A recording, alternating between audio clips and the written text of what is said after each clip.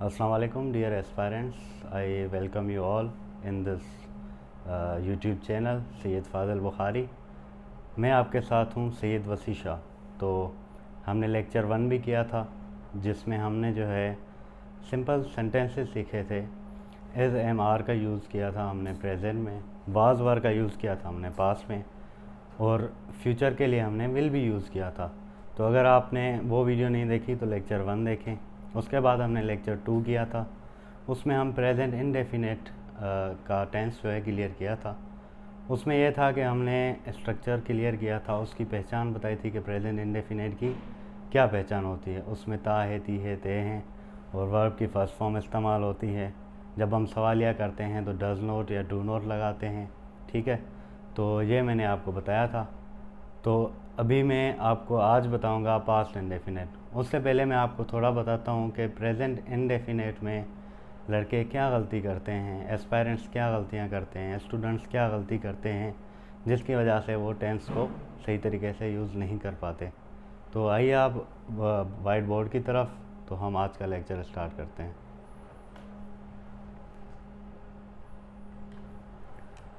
जी जनाब, ये रिवीजन है लेक्चर 2 की।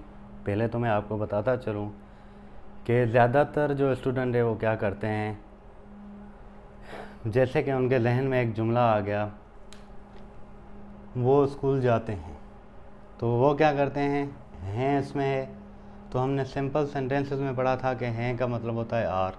तो वो क्या करते हैं गलती, इसमें आर इस्तेमाल कर जाते हैं, जो कि बिल्कुल गलत है। They are go to school, तो ये तो बिल्कुल गलत हो जाएगा।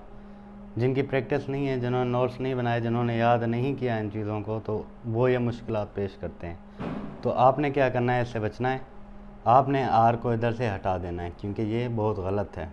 तो प्रेजेंट इंडेफिनेट जो होता है वो सब्जेक्ट होता है, ठीक है। वर्ब की फर्स्ट फॉर्म होती है, उसके बाद आपका होता है ऑब्जेक्ट। तो ये 3 चीज़ें होती हैं, ये आपने याद रखना है। एज एम आर का यूज़ नहीं होगा प्रेजेंट इंडेफिनेट में, ये आप रूल लिख लीजिएगा अपने पास। तो आज हम करते हैं पास्ट इंडेफिनेट। तो वही पॉइंट्स हैं, मैं 4 आपको बताता हूँ, इनको आपने याद करना है, इनको अपने पास लिख लेना है इन पॉइंट्स को। तो सबसे पहला जो पॉइंट है वो है पहचान।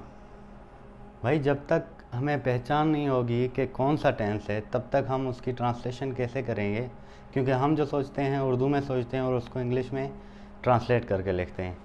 तो पहचान जब आपको होगी फिर ही आप प्रेजेंट, पास्ट या कोई भी टेंस होगा उसको इस्तेमाल कर पाएंगे। तो इसकी पहचान जो है अलिफ छोटी ए और बड़ी ए है, ठीक है। जिस भी सेंटेंस में आपको अलिफ छोटी ए या बड़ी ए आखिर में नज़र आ जाए, जैसे कि प्रेजेंट इंडेफिनेट में ना ता है, ती है, ते हैं, तो इसमें पास्ट इंडेफिनेट में है अलिफ छोटी ए बड़ी ए। जुमले के आखिर में जब आएगा आप समझ जाएंगे कि पास्ट इंडेफिनेट है और आपने ये सारे रूल उसी में इस्तेमाल करने हैं सोच के।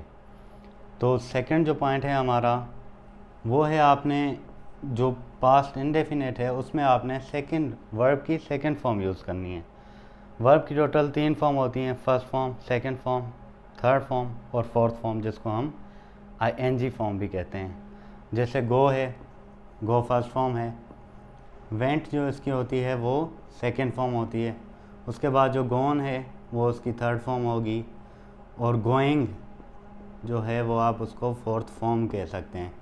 हमने इसमें पास्ट इंडेफिनेट में सेकंड फॉर्म का इस्तेमाल करना है वर्ब की, ये भी आपने याद रखना है। पहला पॉइंट था अलिफ छोटी है बड़ी है आता है जुमलों के आखिर में। दूसरा था वर्ब की हमने इसमें सेकंड फॉर्म इस्तेमाल करनी है। जो हमारा तीसरा पॉइंट है वो क्या कहता है, अभी देखते हैं। जो सवालिया जुमले हैं, आप सवाल करते हैं जुमलों में, तो उसमें जो है वर्ब की फ़र्स्ट फॉर्म यूज़ होगी। अच्छा, लड़के ये गलती करते हैं कि वो क्वेश्चन जब पूछ रहे होते हैं, सवालिया जुमले लिख रहे होते हैं, उसमें भी वो सेकंड फॉर्म इस्तेमाल करते हैं, जो कि बिल्कुल गलत है, उनका टेंस गलत इस्तेमाल हो जाता है। तो आपने इस चीज़ का ख्याल करना है, जब सवालिया जुमले होंगे उसमें आपने वर्ब की फ़र्स्ट फॉर्म यूज़ करनी है। ये आपका थर्ड हो गया। उसके बाद फोर्थ पॉइंट पे आते हैं, मनफी जुमले जिसमें आप नहीं का इस्तेमाल करते हैं। मैंने खाना नहीं खाया, ठीक है, तो ये मनफी जुमला है, आप उसको नहीं कह रहे हैं। तो मनफी जुमले जो होते हैं उसमें डिड नॉट लगता है, पास्ट इंडेफिनेट में डिड नॉट लगता है, जैसे कि प्रेजेंट इंडेफिनेट में डज नॉट या डू नॉट लग रहा था। तो हम पास्ट जो टेंसेस पढ़ चुके हैं उनके भी साथ में रिवीजन करते जा रहे हैं ताकि आपको और क्लियरेंस हो जाए। जो पास्ट इंडेफिनेट है उसमें मनफी जुमलों में डिड नॉट का इस्तेमाल होता है। मनफी जुमले जिसमें आप नॉट यूज़ करते हैं, ये देखें नॉट लगा हुआ है डिड नॉट, तो उसमें आपने डिड नॉट इस्तेमाल करना है। अब फिर से मैं रिपीट करता हूँ चारों पॉइंट्स क्योंकि ये आपके लिए बहुत इंपॉर्टेंट है, इसी पे ही आपका सारा टेंस जो है रिलाय करता है। सबसे पहले आपने पहचान देखनी है, जुमलों के आखिर में अलिफ छोटी बढ़िया लिखा होगा। दूसरा पॉइंट जो है हमारा वर्ब की सेकंड फॉर्म इस्तेमाल होती है पास्ट इंडेफिनेट में। जो थर्ड हमारा पॉइंट है उसमें सवालिया जुमलों में वर्ब की फ़र्स्ट फॉर्म इस्तेमाल होगी। जब हम सवाल पूछेंगे तो उसमें फ़र्स्ट फॉर्म वर्ब की इस्तेमाल होगी, जैसे कि गो है, ठीक है। और मनफी जो जुमले हैं उनमें डिड नॉट का इस्तेमाल किया जाएगा। अभी हम स्ट्रक्चर को देखते हैं। इसका स्ट्रक्चर क्या है, पास्ट इंडेफिनेट का, प्रेजेंट इंडेफिनेट का भी हमने स्ट्रक्चर किया था। तो हर टेंस का अपना स्ट्रक्चर होता है, तो उसको हमने अपने जहन में डाल देना है, उसको याद कर लेना है ताकि हमें हमारी कोई गलती ना हो लिखते वक्त। तो पास्ट इंडेफिनेट का जो स्ट्रक्चर है सब्जेक्ट, उसके बाद वर्ब की सेकंड फॉर्म। वर्ब की सेकंड फॉर्म मैंने आपको बताया है, पॉइंट 2 जो हमारा है वर्ब की सेकंड फॉर्म इस्तेमाल होगी इसमें। तो सब्जेक्ट प्लस वर्ब की सेकंड फॉर्म प्लस आपका ऑब्जेक्ट इस्तेमाल होगा, ठीक है। ऑब्जेक्ट वो जिस पर काम किया जाता है, सब्जेक्ट वो काम करने वाला, और वर्ब किसी काम को कहते हैं, ये मैंने आपको बताया हुआ है। तो अभी एक जुमला देखते हैं, आपको एग्जांपल बताते हैं तो आपको और क्लियर हो जाएगा अच्छे तरीके से। तो जुमला है एक, उसने मुझसे प्यार किया। अभी किया, ये आखिर में आप देखें किया के आखिर में अलिफ है, तो ये आपका हो गया टेंस। पहचान आप पॉइंट 1 देखें, पहचान अलिफ, तो पास्ट इंडेफिनेट है। उसने मुझसे प्यार किया, और पास्ट की बात हो रही है क्योंकि पास्ट में किया था, अभी वो आपसे प्यार नहीं करती, तो अलिफ आखिर में आ गया और पास्ट की बात हो गई, ठीक है। तो इसका जो इंग्लिश हम करेंगे, she loved second form, she object subject है, शी लव्ड मी, उसने मुझसे प्यार किया, सब्जेक्ट वर्ब की सेकंड फॉर्म और ऑब्जेक्ट मी हो गया, ओके।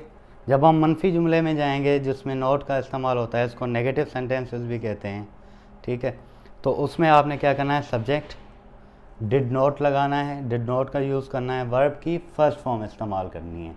यह आपने याद रखना है कि जब हम नेगेटिव सेंटेंस बनाएंगे, मनफी जुमले बनाएंगे, तो वर्ब की फ़र्स्ट फॉर्म ही इस्तेमाल करेंगे, सेकंड करेंगे तो गलत हो जाएगी। क्योंकि इंग्लिश का एक बहुत प्यारा रूल है कि दो जो सेकंड फॉर्म्स हैं एक ही सेंटेंस में दो नहीं लग सकती। अभी जो डिड है ये डू की सेकंड फॉर्म है, और अगर हम लव की सेकंड फॉर्म लव्ड लगाएंगे तो ये दो हो जाएंगी, इसीलिए हमारा सेंटेंस गलत होगा। तो हमने डिड की एक फर्स्ट फॉर्म लगाई हुई, एक सेकंड फॉर्म लगाई हुई है, अगर हम दूसरी सेकंड फॉर्म भी लगाएंगे एक ही जुमले में तो हमारा रूल गलत हो जाएगा, हमें मार पड़ेगी बहुत ज़्यादा इंग्लिश में। तो ये आपने ख्याल करना है, सब्जेक्ट डिड नॉट, वर्ब की फर्स्ट फॉर्म एंड ऑब्जेक्ट। उसके बाद सवालिया जुमले जिसमें हम क्वेश्चन पूछते हैं कि क्या वो मुझसे प्यार करती है, या जो हमने प्रेजेंट इंडेफिनेट में किया था। अब पास्ट में हम क्या पूछेंगे, क्या उसने मुझसे प्यार किया था या किया, ठीक है। तो किया का जो है आखिर में अलिफ होगा, क्या उसने मुझसे प्यार किया, तो आप समझ जाएंगे कि पास्ट की बात हो रही है, तो पास्ट इंडेफिनेट है। उसमें हम क्या करते हैं, डिड। ये डिड जो है आपका हेल्पिंग वर्ब है, जो हेल्प करता है वर्ब की सेंटेंस आपके टेंसेस को बताने में कि ये कौन सा टेंस है। हर टेंस का अपना एक हेल्पिंग वर्ब होता है, जैसे कि पास्ट में था डू नॉट, जैसे कि प्रेजेंट इंडेफिनेट में था डू नॉट डज नॉट, वो हेल्पिंग वर्ब था। इसमें क्या है, डिड हेल्पिंग वर्ब होगा, तो इसकी पहचान होगी कि पास्ट इंडेफिनेट में डिड इस्तेमाल होता है। हम समझ जाएंगे जिधर भी डिड लगा होगा वो पास्ट इंडेफिनेट होगा। तो हमने सवालिया क्वेश्चन कैसे करना है, डिड सब्जेक्ट लगाना है, वर्ब की फर्स्ट फॉर्म इस्तेमाल करनी है। सिर्फ आपने अफर्मेटिव जो पॉजिटिव जुमले होते हैं उनमें आपने सेकंड फॉर्म यूज़ करनी है, बाकी सब में आपने फर्स्ट फॉर्म ही इस्तेमाल करनी है। डिड सब्जेक्ट वर्ब की फर्स्ट फॉर्म एंड ऑब्जेक्ट होगा। ये आपने याद करने हैं स्ट्रक्चर तीनों। जब तक आप ये स्ट्रक्चर्स याद नहीं करेंगे तो आपको टेंस नहीं आएंगे, ठीक है। अब हम जुमला देखते हैं, क्या उसने मुझसे प्यार किया, did she love me first form इस्तेमाल की है, डिड से जुमला स्टार्ट किया है, सब्जेक्ट शी है, डिड सब्जेक्ट वर्ब की first form and object, did she love me. तो मुझे उम्मीद है कि आपको ये क्लियर हो गए होंगे स्ट्रक्चर। पास्ट इंडेफिनेट हमने किया, पहचान हमने देखी, अलिफ छोटी बढ़िया होता है, वर्ब की सेकंड फॉर्म इस्तेमाल होती है, और थर्ड जो था हमारे सवालिया जुमलों में फर्स्ट फॉर्म की वर्ब की इस्तेमाल होती है। जो फोर्थ था हमारा मनफी जुमले वो डिड नॉट इस्तेमाल किया जाता है। ओके, स्ट्रक्चर हमारा था सब्जेक्ट वर्ब की first form and object affirmative या पॉजिटिव सेंटेंस में। शी लव्ड मी जैसे हमने जुमला बनाया था, उसके बाद था उसने मुझसे प्यार किया, शी लव्ड मी, और किया का अलिफ जो है आपको पता लग जाएगा कि पास्ट इंडेफिनेट है। उसके बाद मनफी जुमले थे, मनफी का स्ट्रक्चर था subject did not plus verb की फर्स्ट फॉर्म एंड ऑब्जेक्ट। उसने मुझसे प्यार नहीं किया, she did not love me. तो ऐसे आप जुमले बनाएंगे। उसके बाद सवालिया क्वेश्चन में आ गए हम। क्वेश्चन का स्ट्रक्चर है डिड सब्जेक्ट वर्ब की first form and object, did she love me, क्या उसने मुझसे प्यार किया। तो ये आपका हो गया। अच्छा, आपने एक चीज़ नोट करनी है इसमें, ये बहुत इंपॉर्टेंट है, आपने कंफ्यूज नहीं होना। इधर चाहे शी हो, चाहे ही हो, चाहे इट हो, चाहे दे हो, चाहे वी हो, कोई भी आ जाए बंदा, ठीक है, कितने भी बंदे आ जाएं, प्लस आ जाए, प्लूरल आ जाएं, या आपके सिंगुलर आ जाएं, आपने वर्ब की सेकंड फॉर्म ही इस्तेमाल करनी है और डिड नॉट का ही इस्तेमाल करना है। जैसे कि मैंने आपको बताया था कि प्रेजेंट इंडेफिनेट थोड़ा मुश्किल होता है क्योंकि उसमें डू नॉट डज नॉट का ख्याल रखना पड़ता है, ही शी इट का प्लूरल और सिंगुलर का ख्याल रखना पड़ता है। ये बहुत इजी है, ये बहुत इजी है टेंस आपके लिए। इसमें क्योंकि आपने इतनी चीज़ें याद नहीं करनी, तो आपने वर्ब की सेकंड फॉर्म कोई भी आपका सब्जेक्ट हो, सिंगुलर हो चाहे प्लूरल हो, आपने डिड नॉट ही इस्तेमाल करना है और वर्ब की सेकंड फॉर्म इस्तेमाल करनी है। मैं उम्मीद करता हूँ कि आपको इस चैनल से बहुत फ़ायदा हो रहा होगा, तो आप इसको देखते रहें और हमारे साथ जुड़े रहें। इंशाल्लाह ताला मैं आपको इतने अच्छे तरीके से समझाऊंगा कि आपको कोई भी चीज़ मुश्किल नहीं लगेगी। English is easy, English is simple, तो ये कॉम्प्लिकेटेड नहीं है, ये बहुत आसान है, ठीक है। तो आप इस चैनल को देखते रहें और आपको कोई भी क्वेश्चन हो, कोई भी क्यूरी हो, आप कमेंट बॉक्स में लिखें, हम आपके लिए हाज़िर हैं, हम आपको जवाब देंगे, आपके लिए वीडियोस बनाएंगे। तो अगली जो हमारी वीडियो होगी वो फ्यूचर इंडेफिनेट पे होगी, वो भी बहुत आसान है, मैं आपको इंशाल्लाह अच्छे तरीके से समझाऊंगा। Thank you so much.